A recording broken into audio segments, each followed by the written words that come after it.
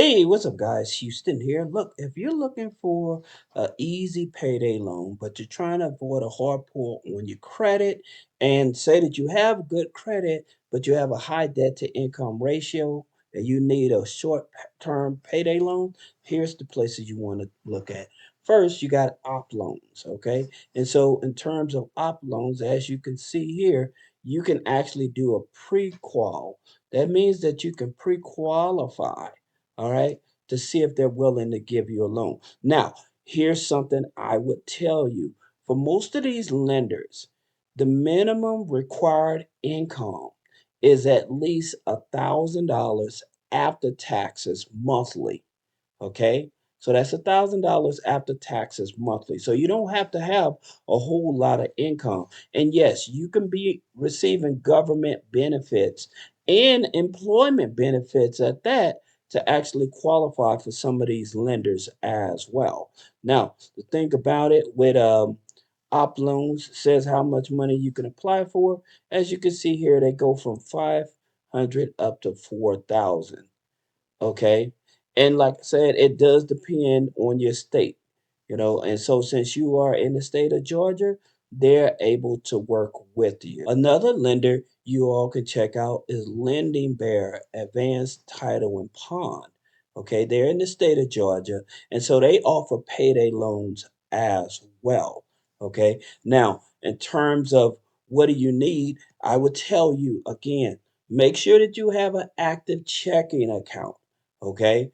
Now, here's the thing about it. I'm going to tell you about some of these other lenders in terms of what may cause you to get denied. But one of the biggest things for most people is not having an active checking account. Okay. And again, that minimum income, like I said, at least $1,000 after taxes. And this company does not do a hard pull on the credit. They use third party credit bureaus. So that's another reason you should check them out. Now, the next lender you may want to look at if you're already a member is Georgia's own credit union, okay? And they offer a quick cash loan from 200 up to $500. Now, here's something I want to tell you guys.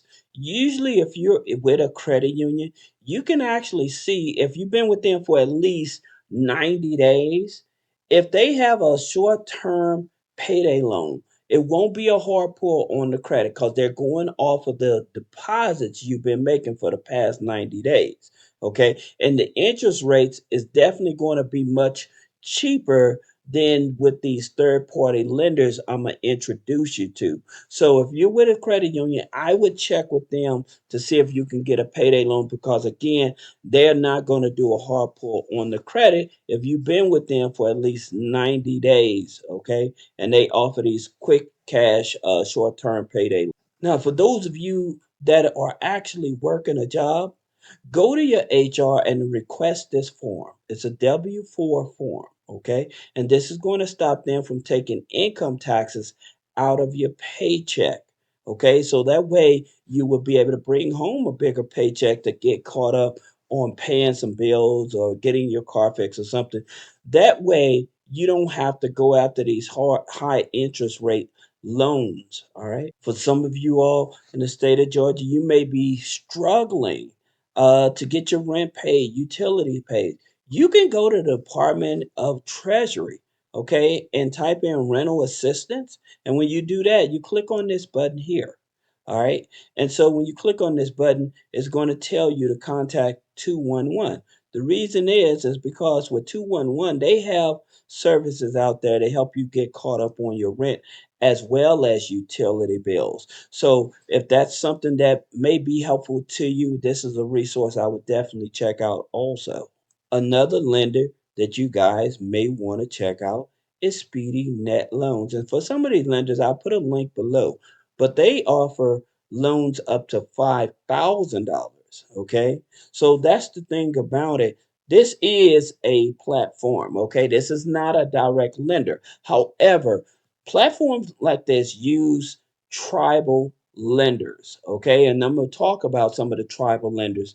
But with tribal lenders, because they're not regulated by the federal government, their interest rates is definitely much higher. However, they have less red tape for you to go through in order for you to get a loan. So this is a platform for you to check out if you're needing more than just a couple $100.